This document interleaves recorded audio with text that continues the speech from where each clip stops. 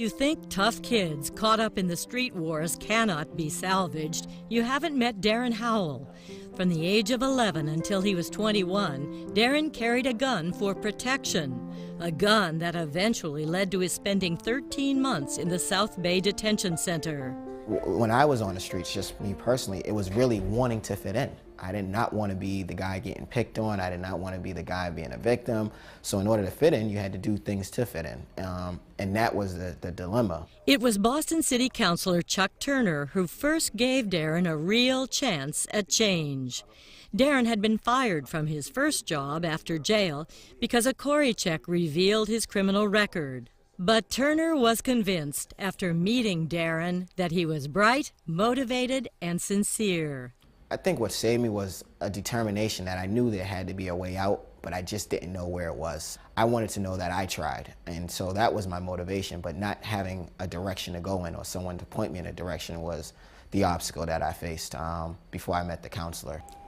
What happened is that they witnessed a lot of the activities because they stay outside, and they was actually present when the 3 kids were shot.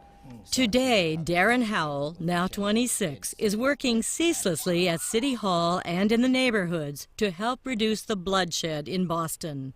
Many days you can find him in the neighborhood using his street cred to warn teenagers that resorting to violence is a dead end.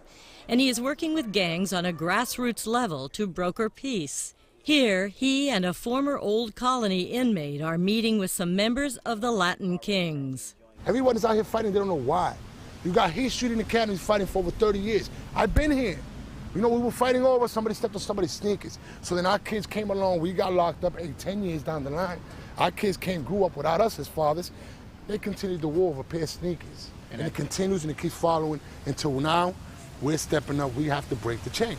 I know how much work you do with kids on the street. Can you still talk to these guys? I actually love the streets, and that's where I kind of want to do for the long run. Really them to see what this can do, this lifestyle, that, you know, it's okay to be on this side. Darrin Howell says this is the ultimate motivation for wanting to stop the madness. A safer future for his 8-year-old stepson, JJ, and his twin 4-year-old daughters, Maya and Anaya.